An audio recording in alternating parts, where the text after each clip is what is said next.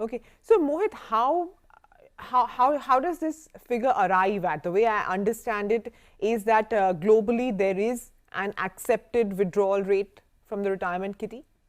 Yeah, absolutely. So, look, there are many ways. First, to compute the kitty, which is then you can have an actual a replacement ratio method, which says that you can have at least 68 to 90% of your current income or current monthly expenses as your retirement expenses. Just a very rough figure, but that's scientifically arrived range.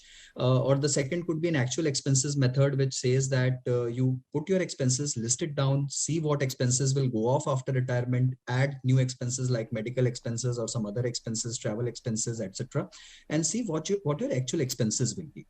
Now, basis that, your retirement kitty comes in, and then comes in a rule, the genesis of which was found out in 1994 by a famous paper which was wrote by a financial advisor called William Benjamin.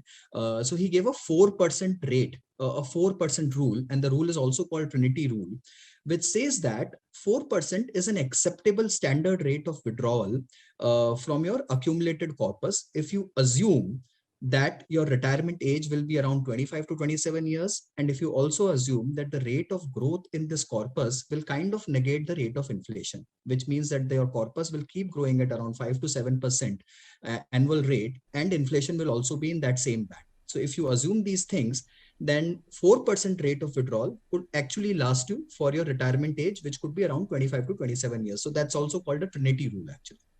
Okay. Mohit, just explain this 4%. I know you've done this math, but give us a real life example. Yeah.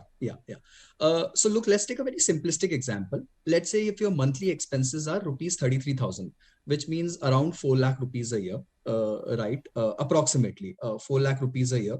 Now that means to have 4 lakh rupees a year and 33,000 rupees monthly expense, you will need a corpus of 1 crore to sustain for your retirement, a post-retirement age. And post-retirement, I am counting a year span of around 25 to 27 years out here, approximately in that band.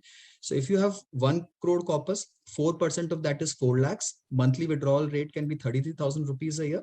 So that will sustain you nicely. And you have to choose a right investment mix for this 1 crore corpus, and that investment mix has to be absolutely safe, which just about matches the inflation rate, right? So if the inflation rate is, let's say, 7%, you have to choose an investment mix, which could be fixed deposits, which could be whatever government securities or some safer instruments, which gives you around 7% return. But this 1 crore corpus, assuming a 4% rate, will keep giving you 33,000 rupees per month for next 25 to 27 years. Now, things which can go wrong here, Sumaira, is that people tend to overdraw at times, right? So you can't like start with a higher rate of withdrawal and then try and do post corrections. You should start with a smaller amount first, keep the rate at around 3.5% to around 3.75%, and then gradually increase looking at the rate of inflation which is going on at that time, right? So if, let's say, inflation is going higher than what your portfolio can fetch, basically, I'll just give you today's scenario. Today, the real rate of return is negative. Yeah. Inflation is actually at around 5.5%, but FDs are not giving you beyond 5% today, a 1 year FD, right? So you actually are not making as much as inflation.